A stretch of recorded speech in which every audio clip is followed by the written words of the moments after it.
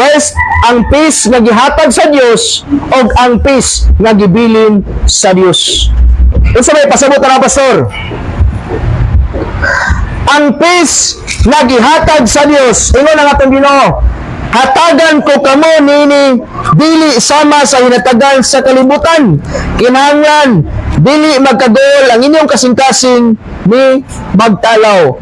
Ang peace nga gihatag sa Dios una sa tanan mga igsoon, ang imong kalinaw nga imbes paingon ta sa linaw nga kalayo, gitagaan tag kalinaw sa Dios nga dili ta maadto sa linaw nga kalayo. Mo ni gihatag sa Dios through our Lord Jesus Christ. Di ba? Mo ni unang peace nga imo ang nadawat nimo, ang kaluwasan nga nadawat nimo kay nga naman sa ako nang gingon. Sa mga churches karon, sa mga tao karon, until now, ang ilahang perspective nila na mahisgot sila anak, mahimo silang anak sa Dios o mahimo sila nga maadto sila sa langit is one, or is the number one is good works. Maninguha sila para maluwas. Nagapaningkamot sila para nga di sila maadto sa impierno.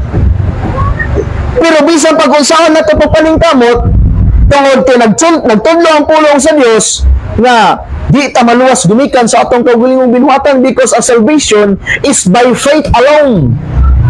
Di ba?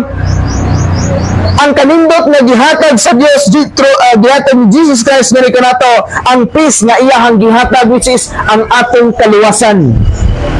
Kaya nga naman, in the first place mga igsoon, nahimugso tas kalibutan nga kaaway ta sa Dios.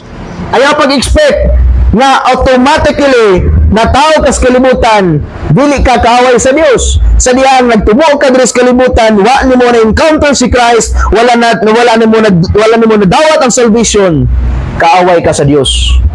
Ug mao na gikinahanglan nga madawat ato ang eternal peace. Amen. Eternal peace.